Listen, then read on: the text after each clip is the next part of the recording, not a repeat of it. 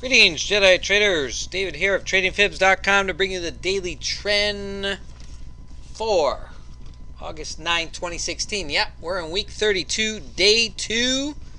As always, please seek financial advisement when trading with your money. These videos are for educational purposes only. To support your knowledge in the market, see what's going through my head on any given day. Always make sure you have a solid trading plan and always manage your stop when placing a trade. All right, there's the disclaimer. We are into the August blues. No good music, but definitely volume is down. Let's take a look at the VIX as price action on the VIX. Holding in that sell signal in the market, and that's exactly what we got today. Finding that VIX come up a little bit, giving that market a little bit of a downtrend. We still got room to come down, so price action on the ETF for the VIX. Take a look right there. So cannot make any quantification here that change in trend as the weekly, daily, 4-hour, intraday, all on the left are all still in a downtrend. I don't even have any green candles coming up. So there's your ETF. Stay on it. Stay on it if you're still to the downside. Again, looking at the VIX as we continue to hold in this zone here. Again, the idea is once that caution level of 12 is hit and price action starts to move inside here, or at least price in the zone, we could stay in this zone. We got a range low here of 9.3, so we can come down even further. So hold on to that ETF. Maybe you want to pull that stop in a little bit closer after that pullback right here around 42, 46, 46, 69. Still bigger picture all downside, so stay on it. Again, any pullback upside, you'll watch for the key moving averages. We'll be watching that weekly. All right, let's take a look at the results here today as 3 markets, 6 setups. A little bit better than yesterday, coming off not much in yesterday's market for a total of 195 ticks, most of those on the NQ. Again, a little bit more of a scalping attitude today. Scalping mean not looking for really a runaway, maybe pushing the first contract off a little bit further or shorter depending on how many charts in sync. Trend number 2 really being the best of trends here today. On econ data today, productivity and costs out there, negative number, and wholesale trade. Putting us in a weekly total of 9 setups, 232 ticks as we increase on the week. Always make sure you check out Kenneth Polcari's newsletter in the morning. Little tidbit from his beginning newsletter. Just go ahead and click here to read more of his newsletter from today, and also you can get that daily subscription into your inbox.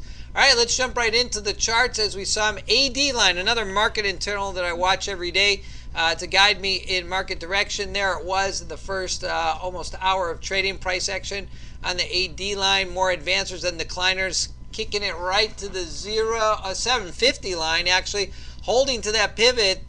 Price action I was hoping would kick up further, but it didn't. Held to the 750 and it was all downtrend from there. So there it was, trend number 1 to the upside. You had an opportunity to re-enter. Again, there's market open, pull back, our entry back upside. Again, with volume being so low today, you had a choice between sticking to the 10.7 or coming down to the 6.3 to give you a better opportunity. So again, there it was on the open, NQ to the upside, second entry to the upside. Again, YM struggling a little bit, ES, but at least gave us that one entry on the NQ to the upside. Pull back, just let it go. I just let that second one go, talked about it in the room. Yeah, AD line was, remember I just showed you that AD line was coming up to that 750, so I just decided to hold off. Again, there it is, 5 charts in the green, or at least 4 charts in the green to start. Good enough for me. Now, started using a point basis system today. Not that there's anything to back it up, other than taking a look at the 5 charts that we look at every day to guide us in the highest probability setup, with the T3 moving averages, giving each of those a point value, and looking at the AD line in combination with where is price action in relation to the 50 above 144. So out of 10 possible points, what is the probability that price action may continue in a possible trend? And there it was to the downside on the calculation, came up with actually a number, 8 out of 10, 80%. that price action would continue downside. Not to say that would hold me off or anything, but just to give it a value there. Worked out nicely. Eventually, 5 charts in the red gave us 100% continued trend. So as I mentioned before, if you weren't on the 100, if you weren't using the charts on a higher time frame, I would have gone down to a smaller time frame from a 10.7 to at least a 6.3. All right, so there we are. There was the YM to the downside underneath the T350. Again, this was on a you can see this is on a 6.3 chart. You got at least 2 charts, price action underneath the T350. You're starting to come underneath the 51.44 here, so makes for a good entry to the downside. You got one, at least the higher time frame, starting to go red here, so catch it, eventually caught up down here as I caught the pick at the end. Again, still a little bit riskier here, but on a smaller time frame, gave you the entry underneath the T350 sell signal, break downside, and just run it at least to one of these levels.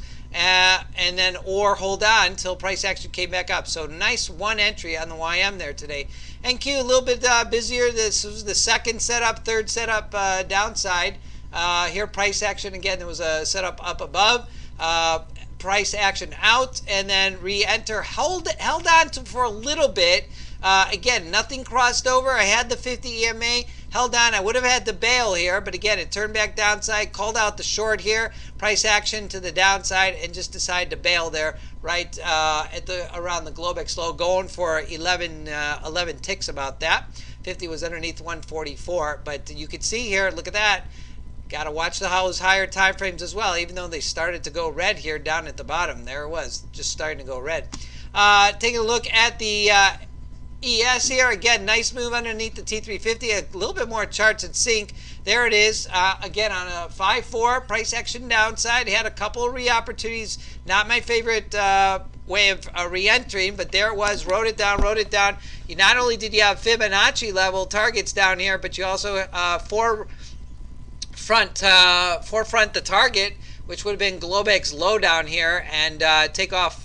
Hey, that's the kind of day it was willing to just take maximum contracts there as price action pulled underneath. So nice move on the ES. All right, let's jump over to the AD line. As we saw, price action lift up to the 750. Really held on to the pivot. Couldn't take really entries until price action continued to come downside. Again, here's our mid-session lunchtime Eastern Standard Time, and then right down to zero. So that last move that we saw as price action came down, that Globex on the NQ and the ES, as the price action held to that zero line. That's where I say gotta watch that price action right now at a caution level, and sure enough just bailed, and price action bounced upside and didn't do anything else after that. Take a look at the fib targets today. Fib targets did really nice. 50 you draw your high to low from the previous day, place that 50% at that midnight open, and you got a calculation of a fib target high and low, and there it was. We hit the upside on the NQ. YM and ES both upside on the YM and both downside, and ES holding only to the upside.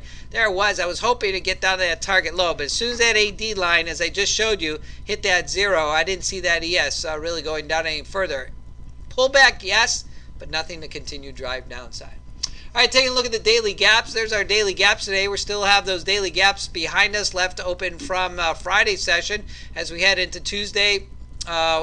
Actually, that's from last week. I apologize. But this is from the weekend. And crude opening up on Monday, leaving us an open gap down 42.03. Kind of an inside quiet day here. As we talked about, repair from the VPOC from yesterday. That was a weak move there on Monday, down all upside, leaving a very weak outlier here. So a little bit of repair yesterday. Price action, nice profile on the NQ today. Again, as we hit these all-time high, we're looking at the upper VPOCs as levels of interest, which also doesn't exclude the 5-minute charts, which we'll get here to in a minute, which, you know, if you don't have any long-term lines, then you look for the intraday, whether it be average high, Globex high,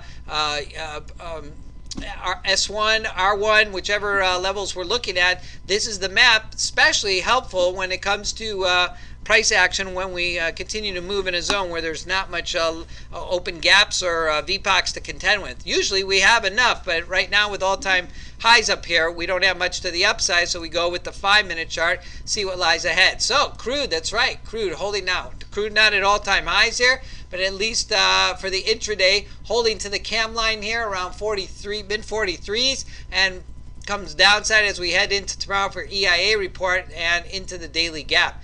Here on the ES, we also that little lift here and then bounce back down. Again, ES coming all the way down to the Globex low, finishing up towards today's open, especially here on the YM, finishing out, closing out the daily gap here, and NQ as well, holding to the cam line straight across the board. So as price action is running up, you're looking at these levels. Look at that beautiful run on the NQ right up to the average high. Love posting that average high again based on the daily average range, and that is calculated every single day. All right, take a look at the daily trend as price action on. Let's start the crude. Crude again, we saw that pullback to the downside. Price action here on the sell signal downside.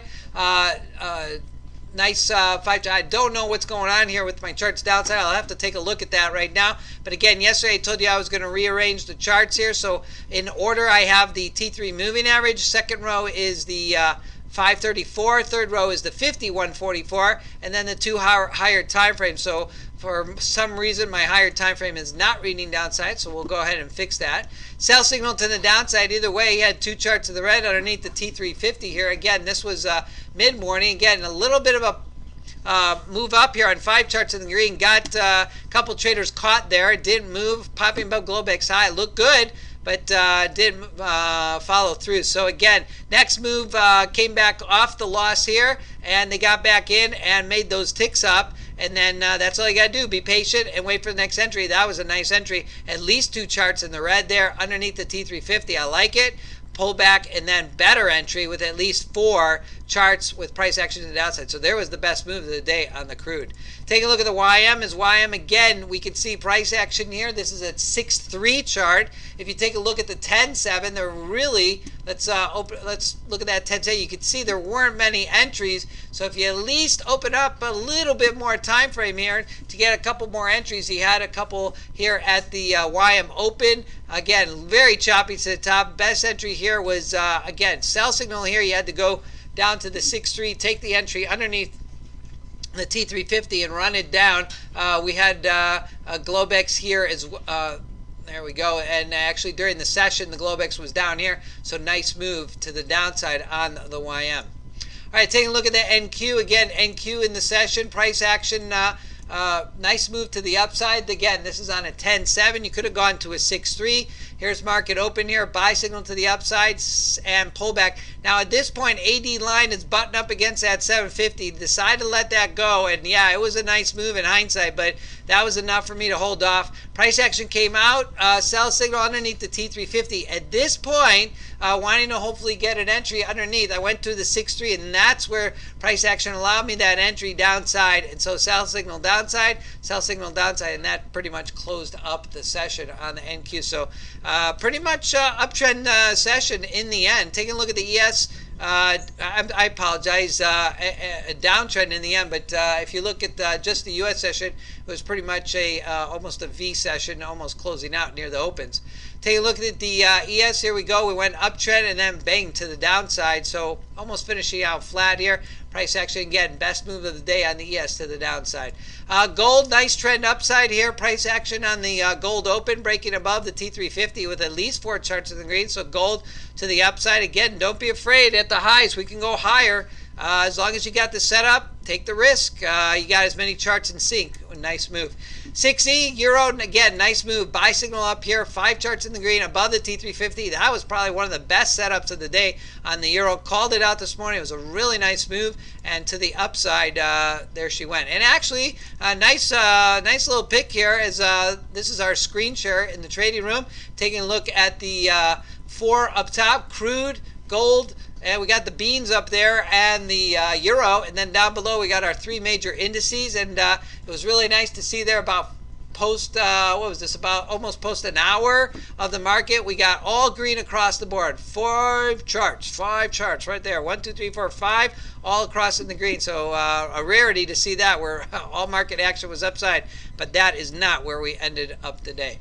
All right, take a look ahead as we look at the daily pick here on the three major indices rolling into tomorrow. Got that T350 posted on the chart now so we can see price action bouncing back up above the T350. So I got to give some support to the crude coming around and making a turnaround. A little concern here. We're back up against the 200 period moving average, back in the zone of the 50-200 again, as price action never broke that 61.8. We got a new fib draw back to the upside. But with that 144, I'm not going to draw that until I at least break that 50 and that 144. And then I'll see a counter trend here on the crude, or we just continue to chop sideways. So beware of the open gap. That's right, the open gap that we talked about right here. Where's that open gap? Right there, 43.74. Would like to see that closed out. As long as we stay in the intraday trend here on a pullback, I like it. T3 moving averages holding above the 50 in the T350. If crude is to come back downside, look for the 50 EMA to be its first level of support. And then we look back downside to the T350, which we know the bigger trend is still to the downside. All right, wrapping up here with the three major indices as volume still stays at the lows into August here. Holding above the 50-200 price action upside, and T3 moving averages all in the green. A little bit of a pullback here on the YM as the YM struggling, but again, we got the green color background, so that gives us the trend momentum to the upside. 50 above 144, gotta love it. So, hey, trend's pretty strong to the upside, but intraday, gotta be ready for both directions. Watch that VIX as we look there on the ETF, and that is our insight into the daily trend as we move ahead. Taking a look at the rest of the week on the econ calendar. Price action, look for that EIA Red Star event. Love to see the MBA mortgage application, housing industry, Treasury budget out in the afternoon, jobless claims, and as we roll out the week, retail sales. Pretty much light econ data. We got a little bit heavier action as we roll in towards the end of the month. All right, couple projects in stew right now. Again, still redoing that futures ETF and market cap leaders, getting a little bit more focus, expanding on the futures, and creating an ETF portfolio to roll out here in September. And a little bit of different focus for the last 2 quarters of 2016. So hang in there for that to be updated. All right. If you want any more information, feel free to stop by at tradingfibs.com or any of my social media outlets to obtain more information. My mantra, one simple strategy, any market, any chart, any time frame will keep you disciplined. You can find me every day on Twitter at TradingFibs. And as always, I leave the crystal ball to the experts. I only trade what's in front of me and on my charts. And as always, really, leave that bias at the door when trading. We can go higher. You just got to be ready in both directions every day. Hey, have yourselves a Blue Zone day wherever you may be. Good day, good night, and good trading to you.